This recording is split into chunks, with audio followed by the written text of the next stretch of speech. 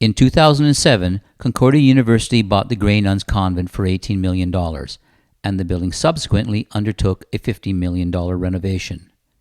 When it bought the building, Concordia announced it would turn the mother house into its Faculty of Fine Arts when the Grey Nuns moved out in 2022.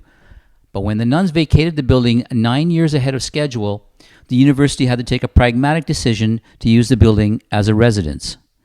A year after the last Grey Nun moved out of the historic mother house, the newly refurbished convent reopened as a 600-bed student residence complete with study areas available to the entire Concordia community.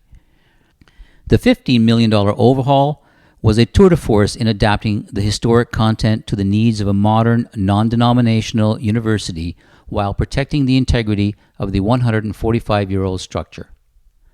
Among the historic gems in the convent is the basement crypt that is still home to many of the earlier sisters who passed on. The crypt is the only section of the convent that is still in the sisters' possession. The pièce de résistance is the exquisite chapel, now transformed into a silent study hall inspired by the venerable libraries at the University of Oxford. Long tables lit by white-shaded desk lamps now replace the pews where members of the religious order founded by Sainte Marguerite de Youville in 1737 worshipped for 125 years. Richly decorated by religious paintings and sculptures, the chapel, designed by Quebec's leading church architect Victor Bourgeot, was built between 1874 and 1878.